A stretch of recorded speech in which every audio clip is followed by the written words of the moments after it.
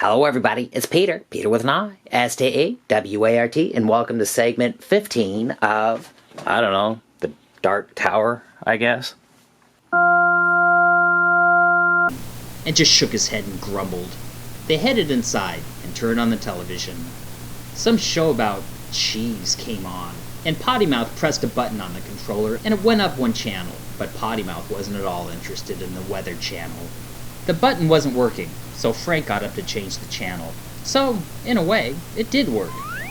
Pottymouth didn't care as much about changing the channel as he did about making the remote control shoot out waves. "What channel did you want it on? I can just change it for you," said Frank.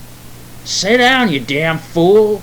he yelled and continued cursing at the gadget for not working.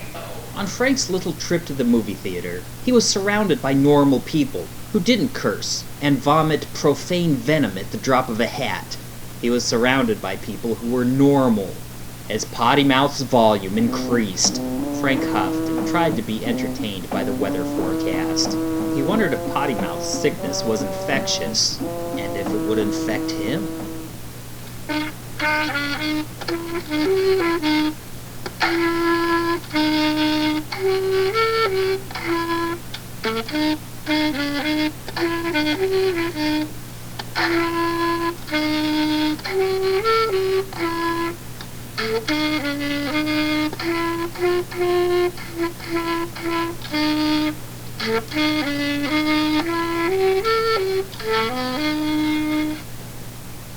Chapter 15. The morning was a fresh, new time for some, but not for all. In dreams, Frank could be with his love. Yeah, the little cartoon character cup that's not real.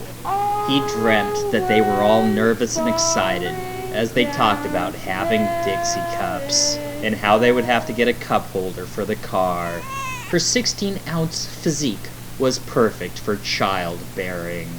He dreamt that he was wearing army fatigues with a duffel bag slung over his shoulder. He took one last drink from her straw before stepping on the plane. He was in love with the idea of growing old with his beloved cup and imagined her with an old face, her straw all chewed up and smudged with lipstick, all her eyes melted, and the wax around the bottom rim all flaked and causing a leak in the seam. And he would be no less enamored with her than the day he first laid eyes on her. When he woke up, she was gone.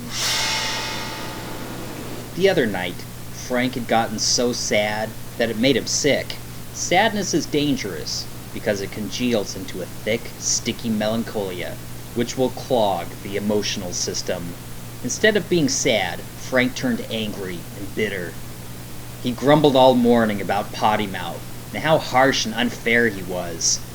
He resented the fact that Pottymouth would act like a jerk and 5 minutes later expect him to be delighted when listening to one of his mundane stories of yesteryear. Yay, yay, yay, yay, yay!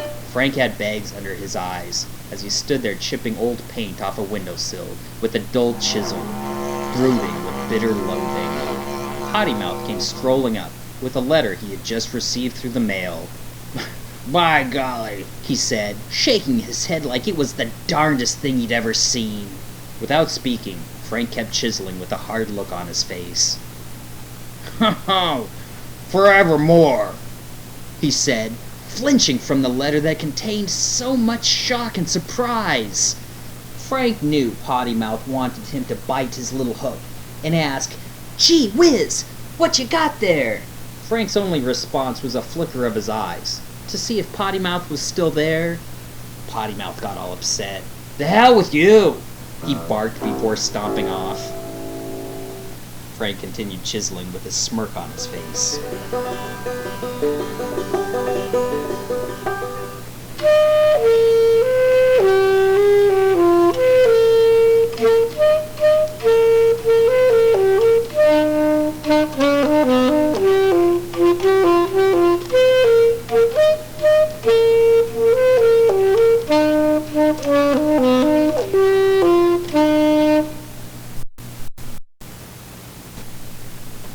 Chapter 16. When the car passed, there was a sudden burst of volume. One of the passengers had screamed at Joe from behind as they went by, causing him to jump. The car had come to a stop at a traffic light. It would seem as though the kids in the car would be all embarrassed, or frightened that the pedestrian they had just hollered at was passing by their windows. But this was a special case. This was Joe. The kids in the car stared at him as he walked by their window, just waiting for him to say something. Even looking back at them would give them the provocation they so dearly desired, so they could jump out and beat him up. Yeah! Joe walked past, straining to keep his eyes locked forward, with his eyebrows raised.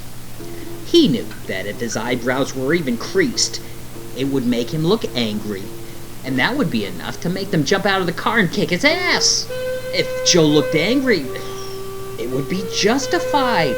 They studied Joe closely to see if he even fish-eyed their car. Joe made it to the mall, all out of sorts, grumbling about the incident. He imagined getting in a fight and different tactics he would use. His fists would clench like he was reacting to things in a dream, and he found it difficult to keep his lips from moving as he practiced what he would say. His attitude changed pretty quick as he made his way past the arcade. Two boys were just finishing up their game of Super Dunk Champions, while their third party took a break to drain the 30 ounces of Arctic Flush that he had been sipping on. Modern science couldn't explain exactly how they knew that weakness was in the vicinity, whether by a sense of smell or the rhythm of Joe's walk, but for whatever reason, they saw him coming and stared at him, just like the boys in the car. Joe accidentally saw them staring at him like hungry hawks, and he got all nervous. Frank came back from the bathroom and rejoined them at the plexiglass console. "What are you guys looking at?" he asked. "Oh, just some maggot was walking by. We were gonna pounce him," said the one, as Frank played on with the two younger kids he had met some time ago when he would come to the arcade before and after his shift posing at the department store. He wondered what would happen if his old friend Joe happened to walk by. Boy, they would pounce him on the spot, Frank thought to himself before quickly pressing A-B together, the command to make the characters jump. As soon as he landed, he veered to the right to avoid a forward guard.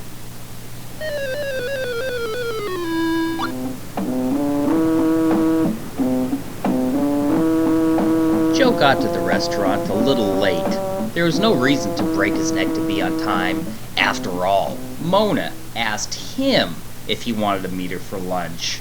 In the doorway, there were some people who were taking a few extra seconds to get through because they were talking and laughing with each other. So Joe tried to squeeze by. He tripped a little bit on the back of somebody's shoe. They didn't look like bullies, so instead of giving a sycophantic, sugary apology, Joe just turned and uttered, "Jeez," in a low voice. Joe wouldn't be surprised if somebody tried to beat him up just for trying to walk through the door. Oh, the injustice. "Hi," he said in a flat, aggravated tone when he sat down at the table across from Mona. "Oh, hi, Joe," she said cheerily. She knew right off that Joe was having a bad day, and she could empathize. After all, everyone has their good and bad days. What she didn't know was that he blamed her for it. He had been feeling a little bit lazy that morning and tried to call her in order to cancel their date, but he couldn't get a hold of her. Joe felt like a hero for actually making an attempt to show up. And what did he get for his heroics? Just threats and foul treatment at every turn? Damn that injustice. "So, how's your day been going?" she asked.